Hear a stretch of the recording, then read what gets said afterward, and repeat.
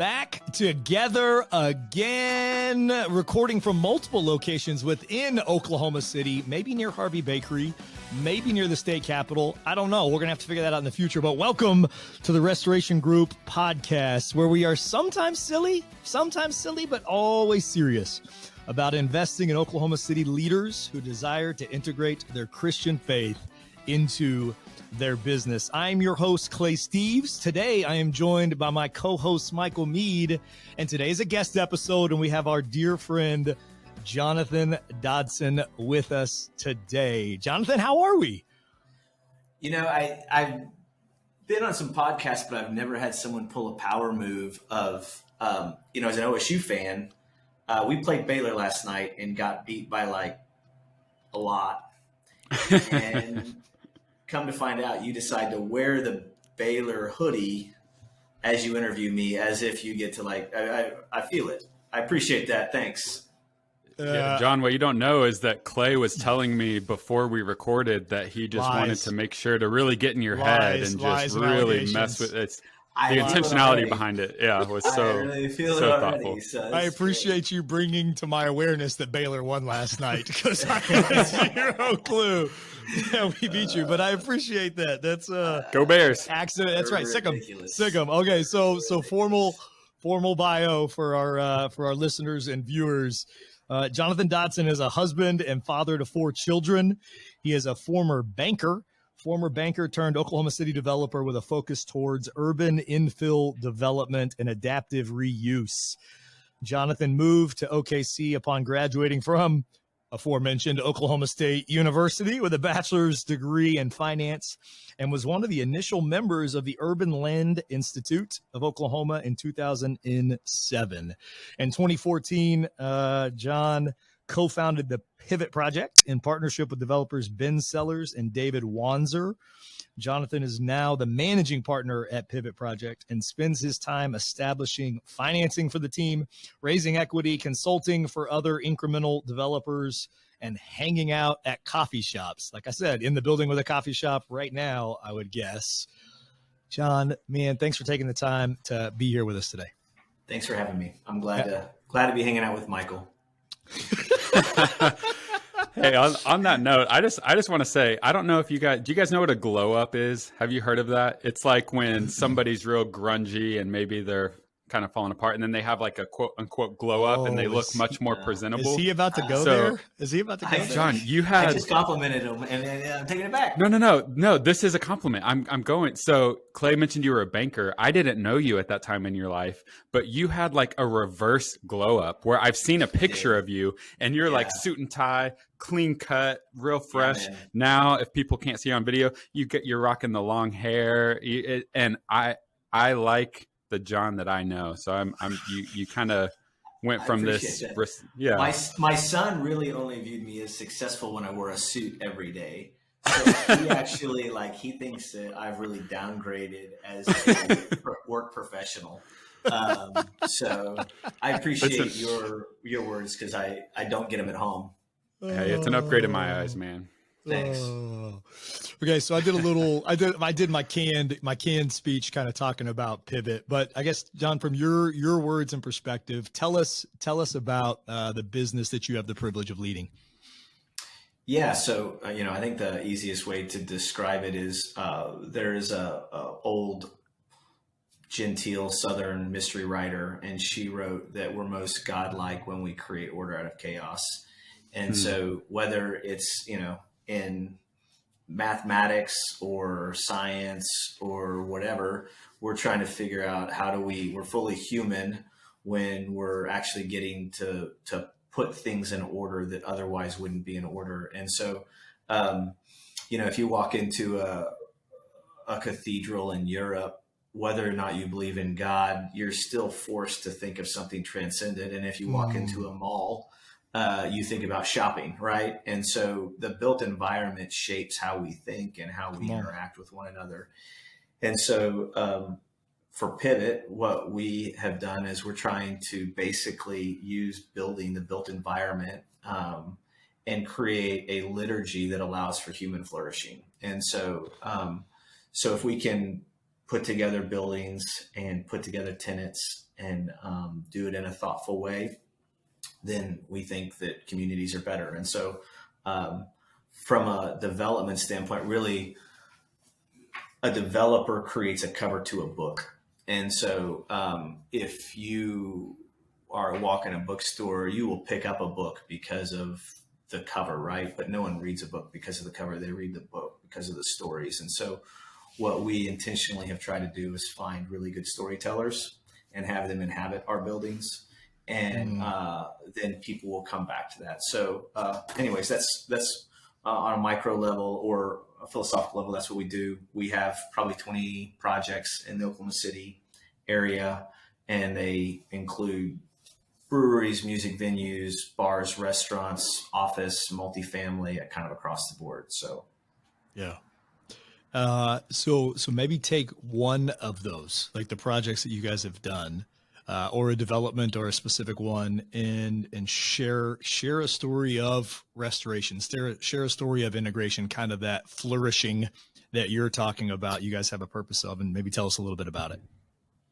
Yeah. So, we maybe give you two, because there's kind of different ways to do it. But, Tower Theater was our first project, and David Wanzer, who is our chief strategy officer here, he had spent 3 or 4 years getting under contract, and then approached Ben and I on my birthday of all things and said, "Hey, here's a contract for the Tower Theater. Why don't we partner equally together?" And so one of the things that I would say, it doesn't necessarily directly answer your question, but one of the things that David did from the very beginning was he set up a spirit of generosity that is not common within the development world. And so the tower is it's a 30,000 square foot mixed use building, and it's super complicated. We had no idea what we were doing. And it was a movie theater turned porn theater turned nothing. And so there's a great quote an urban developer gave. He said, like, really the greatest thing to happen to developers, and this is a little provocative, so I qualify with that, but he said was internet pornography. And he said the reason why is because it allowed all of these old porn theaters that inhabited downtown stretches that were dominating and preventing the block to actually become an asset back to the community. And I thought that was a very interesting take on it. But it did. I mean, that it was pretty gross in the 80s on 23rd Street. And so we've converted that through tenanting. We have a 1,000 cap music venue that has shows probably 3 times a week there. We have a couple bars and restaurants, and we have office space. And so it's now become a focal point for that community. It's become a lot of kind of election debates are held there. We have a church on Sunday that actually we cut a wall through our bar, and they actually walk through our bar and then use our auditorium or music venue as their sanctuary for their church. Love it. And so it has become an asset to the community in a way that I think is pretty meaningful and is obviously bigger than any individual that has touched it. And so that's one way we do things, right? Another way is we have other projects. We've committed basically to have 10% of our square footage be in underserved communities, whether it's through actual development or whether it's through consulting. And so we did a project over on the east side of town called East Point. And so our thought process was, how do we fundamentally flip how development is done in underserved communities? And so what we did was we basically built like 6 or 7 principles to say, this is how we're going to approach each one of these. And so the first was to say, there is a common belief among people with access to power or money that when they enter into a new relationship that they're a blessing. And so we said that's fundamentally false. No matter your faith perspective, I think we are created to actually want community, to want fellowship, to want to overcome. We want to be connected, and we want to be connected to people different than us. And so what we said was, from a philosophical standpoint, point one, we will leverage access to power and money if you will let us be a part of your community, because we will be better off if you let us in. And so it's a fundamentally selfish endeavor on our part to say we need to be a part of this, and we'll take what we have, which we can't take with us when we die, if you'll allow us to hang out with you. And so that was number one. The second thing was to say that the one thing we typically don't want to give up is power. And so, if you've ever been to like a big church and they're like, hey, we all care about being racially integrated, and we just hired like a Black youth minister, that doesn't really accomplish anything, right? Because the power structure is still in place. And so what we did was we went to Sandino, who's a friend of ours, and said, hey, we've been dabbling in this for 3 years. You spent your whole life thinking about these concepts. We'll give you authority over us. You get to, kill an idea if you don't like it. You get to speak for the project, and you get to have authority over us if you'll partner with us. And so we brought Sandino in as an equal partner with authority over Pivot. The third thing we did was we said, what we would like to do is we would like to take all of our white friends from the west side of town and go over to the, African-American or Black side of town and put them in our space. But that's not what the Black community needs or wants, right? And so in reaching out to the community, what we heard was we want representative retail. We want to walk into a building. We often don't think about it as white people, but how rarely is it that if you're a person of color, you can walk into a business and the operator, the owner of that business, looks just like you, right? So as a kid, like if I wanted to be a dentist or I wanted to be a doctor or an attorney or whatever, my dad would have 20 people that looked just like me that had accomplished that, right? And when you have devastation in a community because of redlining and all of these kind of targeted attacks, you don't have those things. And so what we did was we said, well, we'll just pay the community to tenant the building. So instead of paying a broker a fee, what we did was we set aside in our budget, our brokerage fee. And basically if someone from the community brought us a tenant and they signed a lease, we paid that human being and said, thank you. Like we could have never actually found that person had you not brought them to us. The fourth thing we did was we said, we're going to take the money we get from the city, because the city co-invested with us on this. And they actually asked us to use it to kind of make the deal more secure. And what we did is we said, instead, we're going to pass that benefit on to our tenants. So our tenants got 6 times the amount of money to build out their space, and they got about a 30% reduction in rent. And then the next thing we said was, gentrification can be good and bad. But gentrification in underserved communities is almost always bad because it leads to displacement. And the reason why that's so destructive is if I had to move 2 blocks away, it wouldn't be the end of the world for me, right? I would, because I have my parents, I'm 3 generations to people owning homes. 80% of middle class wealth is derived through home ownership. And so, but if you've kept and prevented a community from being able to borrow money, from being able to own their own home, from being able to own their own car, that community then becomes the network of safety that allows them to thrive, right? So 95% or so of the homes in this area that we developed in are single parent households. And so, and most of them work 3 to 4 jobs. And so you have people who are helping support you as you try to get from place to place, right? And so if we gentrify you out of that, you don't get to move 2 blocks away. You actually have to move to the suburbs, right? So you're moving like way out into the first, second, third ring suburbs, which puts a ton of pressure. Yeah. So they lose their community, but then they also all this financial pressure. They're now farther away from their job, farther away from their school, farther away from all this stuff. So what we said was we would allocate 15% of our ownership to the tenants. So when they signed a lease, they became a 15% owner in the building. So we couldn't force them out.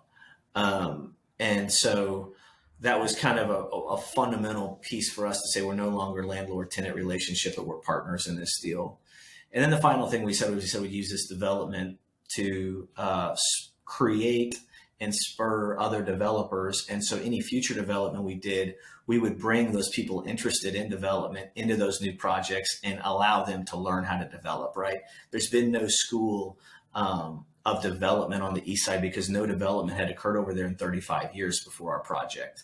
So you're really trying to create a whole new language and a whole new thought process on what's possible in development. So that's like a very specific to like, yeah, we're not nonprofit, we're for profit, but we're trying to think about things in ways that are, again, we say it makes us better people, right? So that's the maybe an example of how Pivot does what we do. So John, you're talking a lot about really what I'm hearing is the way Pivot integrates with the community and with the people that you're trying to serve through these developments. And kind of in that same vein, I'm just really curious to hear from you. Like when I say the word stewardship in the context of what we're talking about, there's so many layers to it. What does that word mean to you and how you guys carry out what you're trying to do in Oklahoma City? Yeah, no, it's a good question.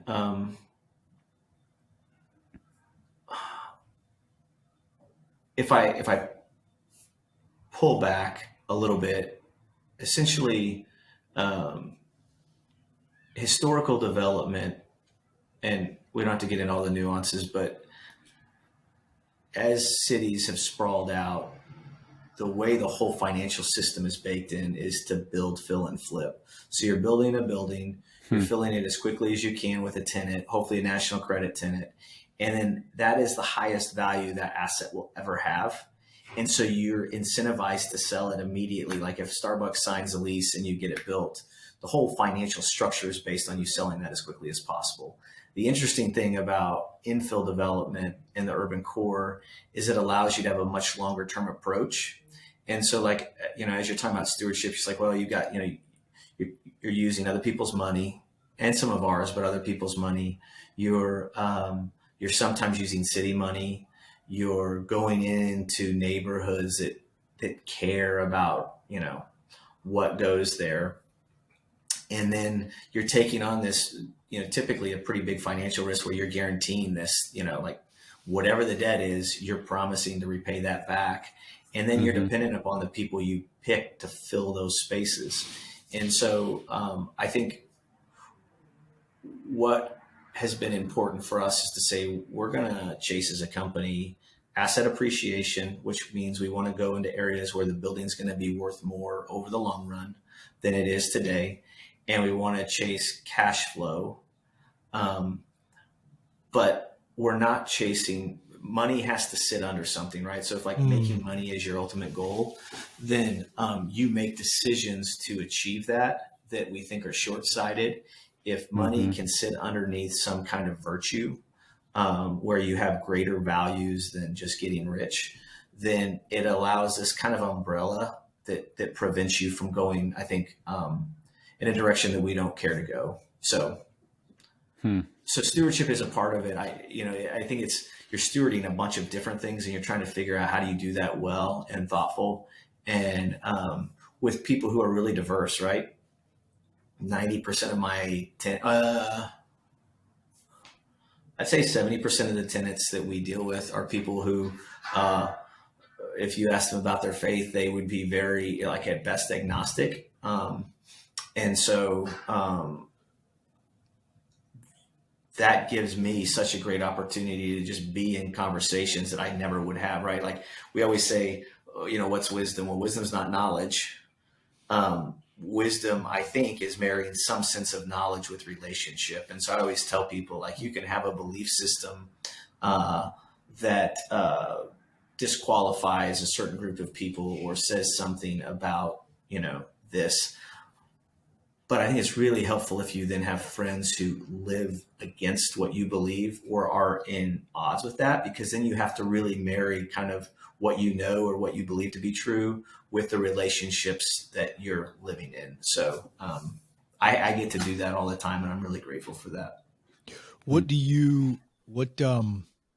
Maybe on that kind of dynamic, talk about the challenge of it? I know you're saying like you love it and it's healthy for you, but maybe talk about the challenge aspect, because I mean, the other side is where we go into groupthink and we just surround ourselves with other believers. We just surround ourselves with people that look like us. But maybe talk about as you are embracing that approach, talk about the challenge and then maybe the richness that you get from it. Maybe elaborate on that piece a little bit more.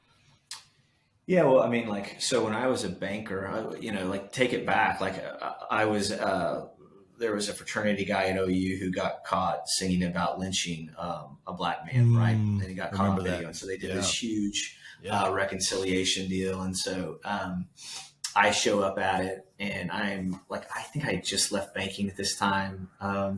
And so someone said, stands up behind me and says, if you want to know what it's like to be in my shoes, when's the last time you had someone like me over to your house for dinner?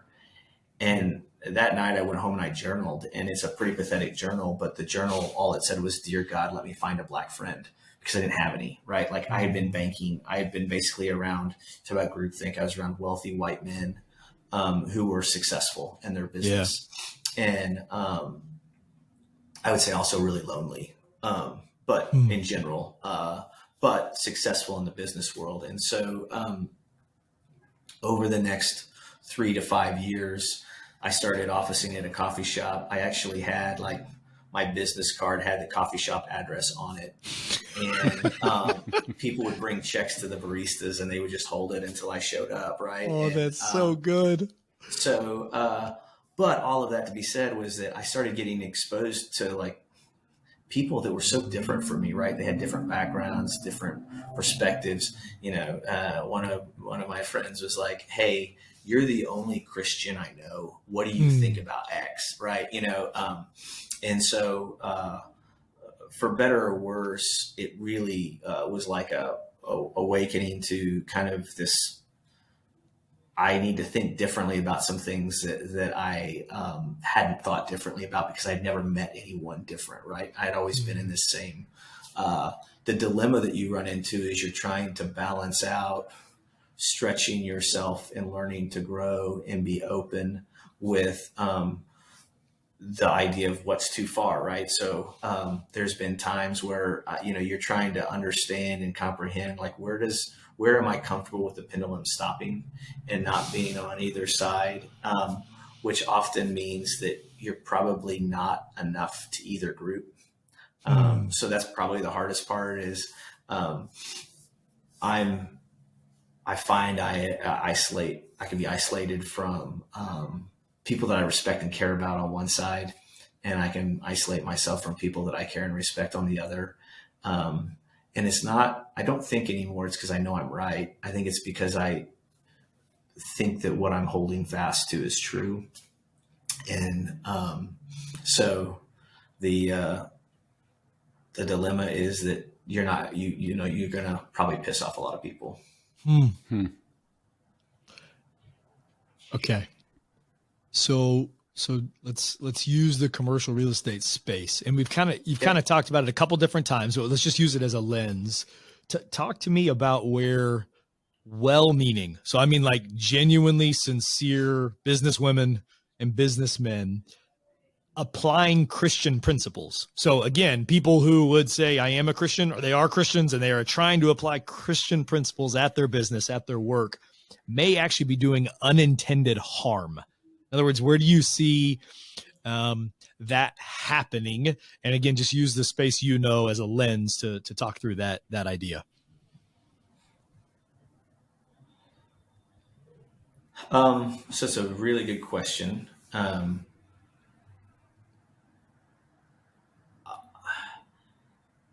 have to be a little careful because I don't want to speak to something so specifically that it would point to things. I would completely understand. Yeah. In general, to be a developer is to basically try to tell people they've been wrong about something, right? Like when it comes down to it's like, this building has been empty for 10 years. You guys are wrong. I can figure it out. I'm going to go guarantee the debt. I'm going to go put this together, right? I'm going to go make this happen. I'm not going to sleep until it does. And so, real estate in general actually has a tendency, because I think it's challenging, that it's easy, one, to become about yourself. And so, Clay, we talked about this a little bit, but the whole idea of real estate feeds itself to people caring about their legacy. And we did talk about this very recently. Yes, you spoke to me about this, is a better way to say it. Yeah, I don't know that, but so real estate allows you to say, well, I'm going to build a legacy for myself, right? And the problem with a legacy is it's something that you're trying to control, and it can be. It doesn't always mean that. So the legacy is not bad, but so. One is, I see people try to control their narrative of how people view them through real estate. And that becomes really destructive. And so, I was talking to Clay about, if you view it as you're offering up your life as an offering to others, it flips the fundamentals. You're not worried about how you're going to be remembered. You're not worried about those things. You're really focused on, how can I serve other people? Yeah. And so real estate does not lend itself to being servant. For myself, I mean, it's very much like you against the world, right? You're battling banks, you're battling equity, you're battling all these things. And so one is, it's easy for it to become about any individual. That's, I think, the first thing. The second thing is to assume that you always know best. And so as people that I have experienced in Oklahoma City that would have a faith perspective, they typically think that they really know what the community needs. And so they basically take advantage of the community. So, humans at our worst, and this is, again, not physically, but we're cannibalistic, we want to consume. And so when we're in a relationship or we're in a community, as long as we can consume and get what we want from it, then we're happy. But the moment we can no longer consume, that's when we walk away and get mad. And so developers, I think, when they find market opportunities, and they can consume that and make money off of it. Yeah. No matter the motivation, they're going in and what I would say, destroying it. I heard JB say this the other day. He was talking about the Black community. He said, what you do for us without us, you do to us. And so there's all of these white people, who are of faith and who think they're doing these great things in the Black community, but they never, a great example. I was in a boardroom with, I believe it was the YMCA, and they were talking about who their number one demographic was and how to make decisions for that demographic. And it was about 20 people in the room. There was one female in the room, and their number one demographic was females. And they were making decisions for females. And so that's a example. It struck me that way. But when you pull that even back further and you look at race and you look at other things, I think it's hard for Christians, especially in the Midwest, to actually say we don't know what's best. We don't know what it's like. We don't understand the complexities of the past. And we will, instead of worrying about how we're going to be remembered, we could think about how we could serve. That is a juxtaposition that is very difficult for anyone to take on. So talk to me specifically. Smiley face. Talk to me. How do I check my own heart with that? What's a practical way to, you've given me some practical things I can do, and even in your own story that you practically did to begin to change.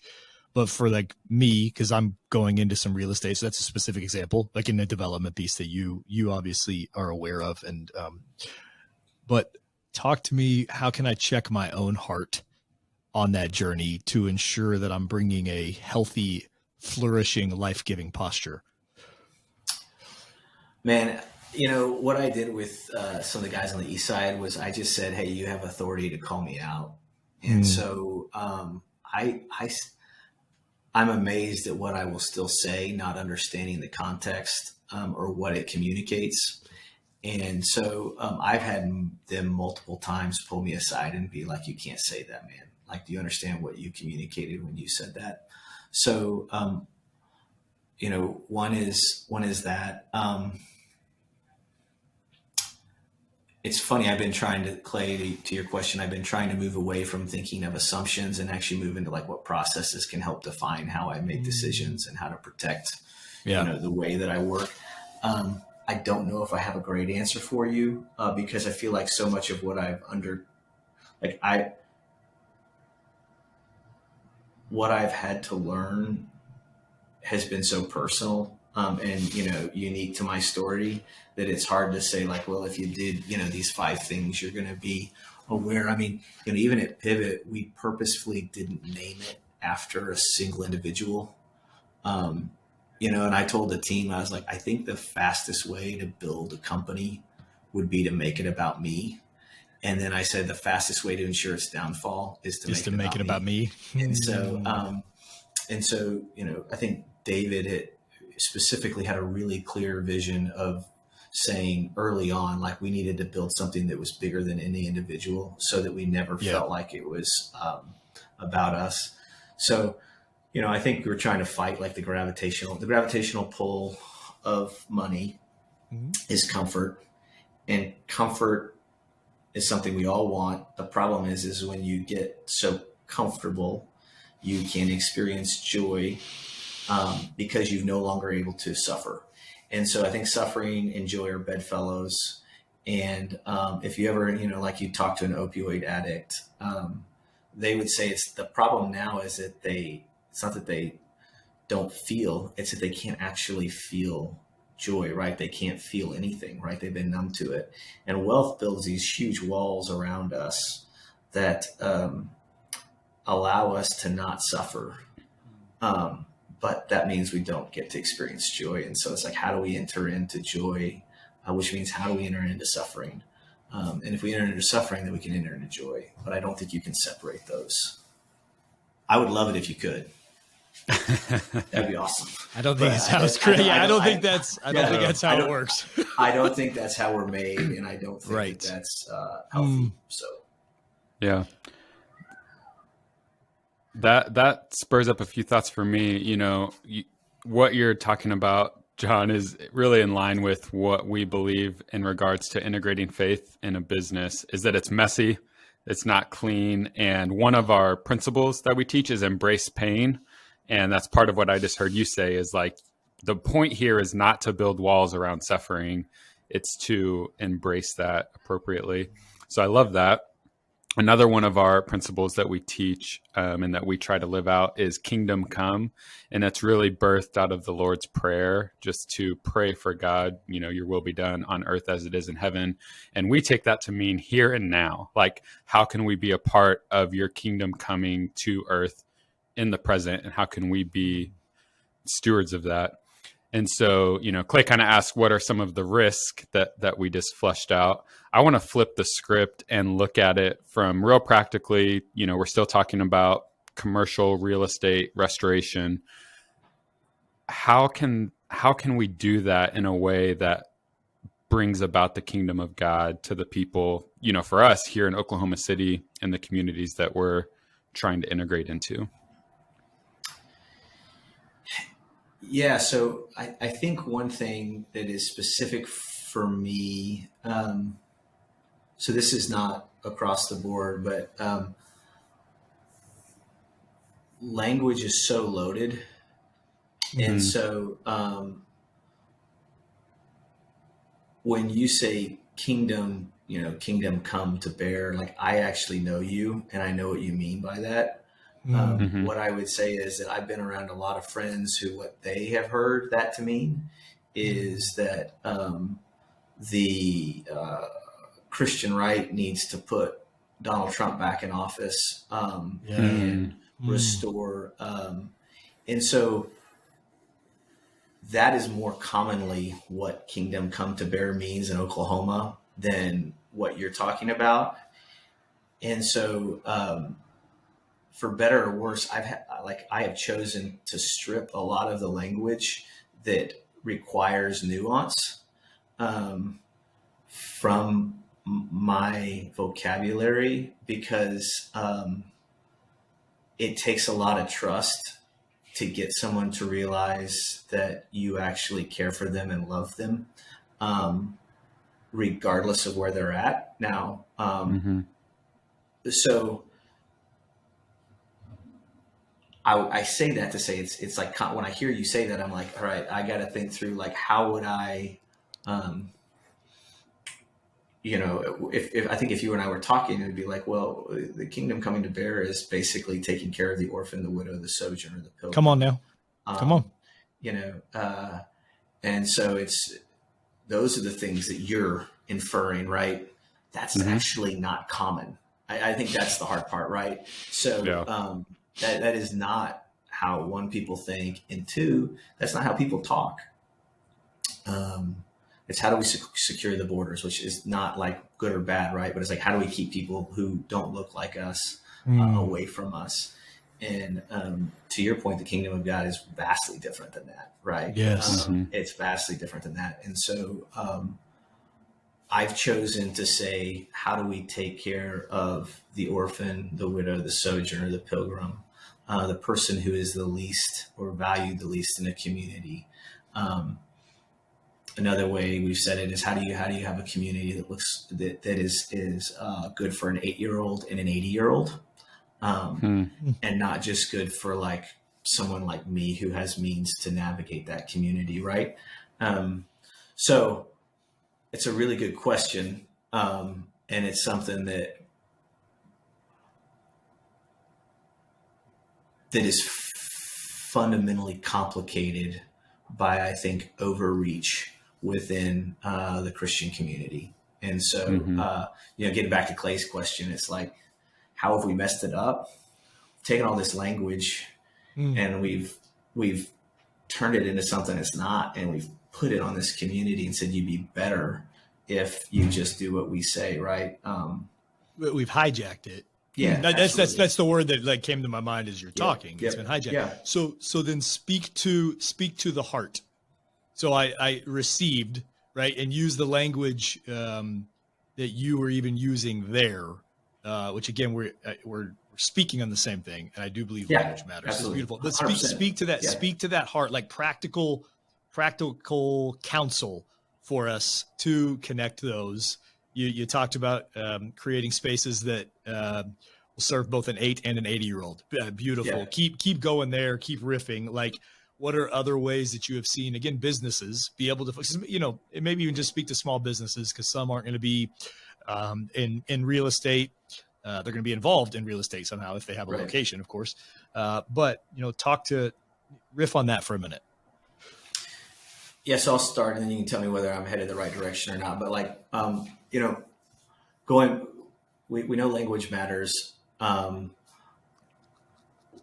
Our country is so divided right now. It's obviously crazy, right? I mean, I was asking my dad this the other day, because he and I don't really agree on almost anything politically. And I was like, have you ever seen the country like this, like in your lifetime? And he's like, maybe, Vietnam. And so maybe there's some other examples. I don't know. I always ask, is it? I'm a little on the other side of that, just to as we engage it, to try to even just share I'm always like, is it worse? Like, people used to shoot each other on like the steps of the House of Representatives. Like, I'm just like, it used to be that. It's definitely faster. Like, if we think about VUCA, volatility, uncertainty, complexity, ambiguity, and like how technology and even mediums like we are using today and what we hope for good. I agree, the speed of it and maybe our lack of depth. Maybe that's, but I always wonder, is our depravity and brokenness worse than it ever really was? No. I think what's confusing is you're looking at so if I was in the 70s and I went every weekend to go get a National Enquirer, and I sat down with you guys and told you about like what was happening in the world, Yeah. And I you'd be believed like, that to be, dude, you fundamentally have disqualified yourself as a human person because you're using the National Enquirer, which we all know is crazy, right? it is not a source of any value. Yes. Right. Yeah. But with the attack on disinformation, you have a whole generation, I think, especially within the older generation, that doesn't know where to get news. And so if you have if you have a group of people that Facebook is the place that you get news, and because at least it's not biased in their mind, and if you click this link, like, they don't even understand how the whole game is played, right? They don't understand that if you click on this, it's going to take you to this, right? So I was describing this to my son the other day because he was talking about somebody else who had some really like weird beliefs, that flat earth, things like that. And I was like, they're playing checkers and they think it's making sense, but they're doing it on a chessboard.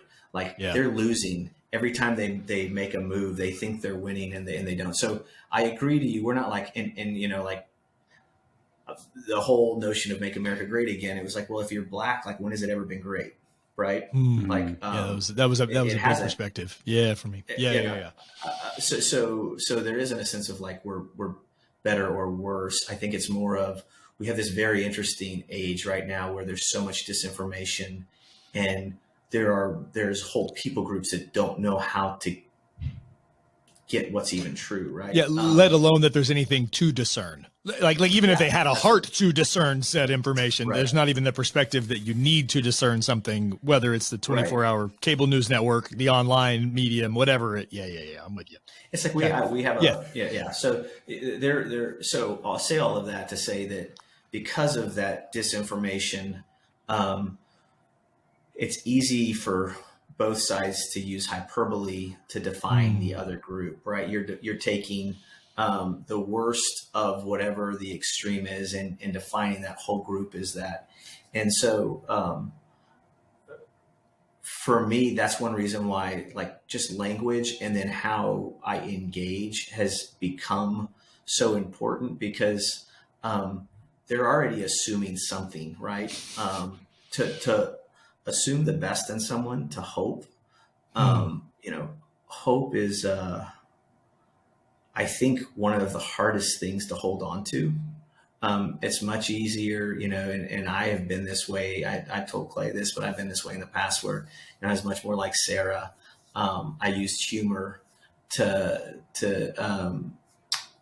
be skeptical, right? To believe that the world just wasn't, it was bad, that I shouldn't hope for anything, right? And so hope is this like very wonderful thing that requires us to hope into something, right? You have to have an object that you hope in, but it gives us ability to walk through things that are hard. So I'm not expecting people to hope well of me, right? I'm expecting them to do what I would want to do in my own, how I typically would, assume the worst. So that means I have to communicate in a way that allows there to be space to be known. And Clay, to jump back, like, one of the things that's interesting is when we go into, like, when we went over the East Side, I had so many people get mad at me and, tell me that they didn't believe what I was going to do. And someone was like, well, is that like hard, to like have people not trust you? And I was telling them, I was like, it's like the best thing in the world, because all the time, like, developers are like, they're viewed as like noble people who are going to fix problems and make the world better.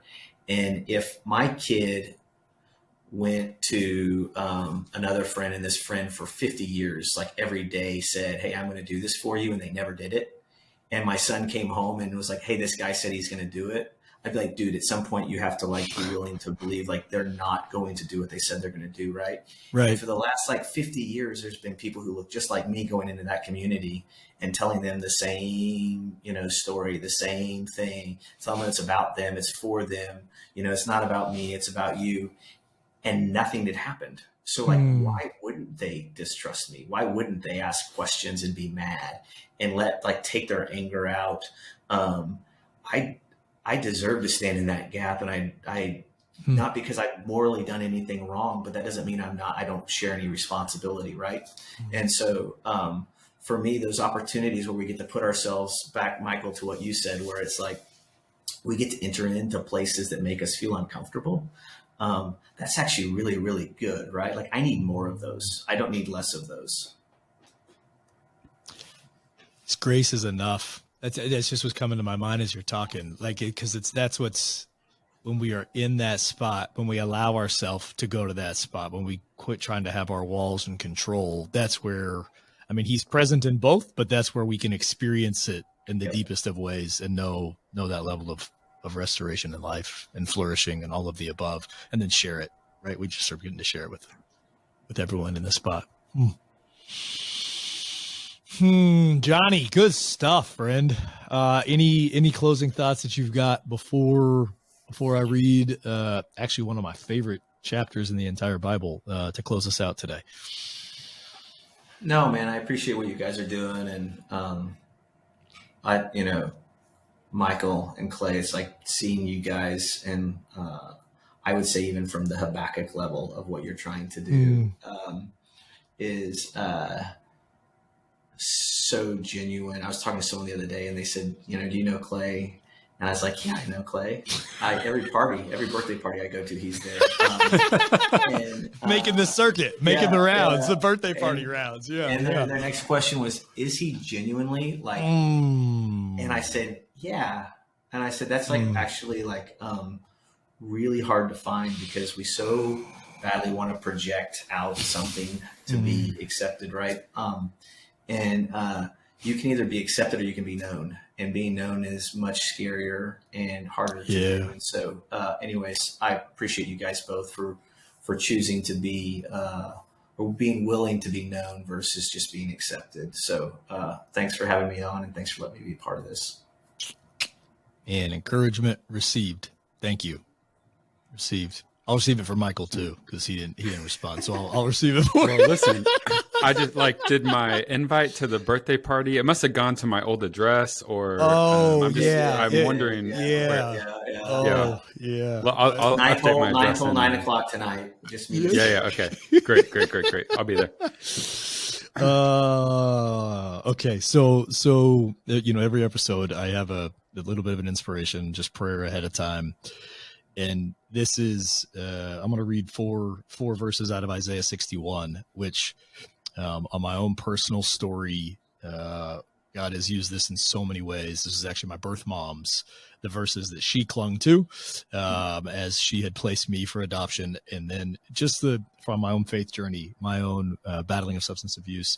Now talk about you, John, as you're sharing some of your story, and I'm going to say the breaking down that God has done, that combination of suffering and joy and what he does with that. I think that's a lot of the lens here. But Isaiah 61, 1-4, the Spirit of the Sovereign Lord is on me, because the Lord has anointed me to proclaim good news to the poor. He has sent me to bind up the brokenhearted, to proclaim freedom for the captives and release from darkness for the prisoners, to proclaim the year of the Lord's favor and the day of vengeance of our God, to comfort all who mourn, and to provide for those who grieve in Zion, to bestow on them a crown of beauty instead of ashes, the oil of joy instead of mourning, and a garment of praise instead of a spirit of despair. They will be called oaks of righteousness, a planting for the Lord, for the display of his splendor. They will rebuild the ancient ruins and restore the places long devastated. They will renew the ruined cities that have been devastated for generations. And I just want to share the thought, and listener, I want to encourage you. We are those devastated cities and ruins, like me first and foremost, and all of us, like we are that. Anything that we're doing on earth, any business, any neighborhood, any of these dynamics, that's just all reflection of the fact that each of us individually is that ruined city that needs restoration and from God. So thank you for listening. Boy, we went deep and serious in this one. Good stuff, man. Thank you for listening and viewing. We appreciate you, and we look forward to seeing you again next week. And until then, choose life. Thanks for tuning into our show. If you want to learn more about how you can integrate your faith into your business, download our integrated business guide for free by clicking the link in the show notes below. Thanks again for joining us, and we'll see you next time.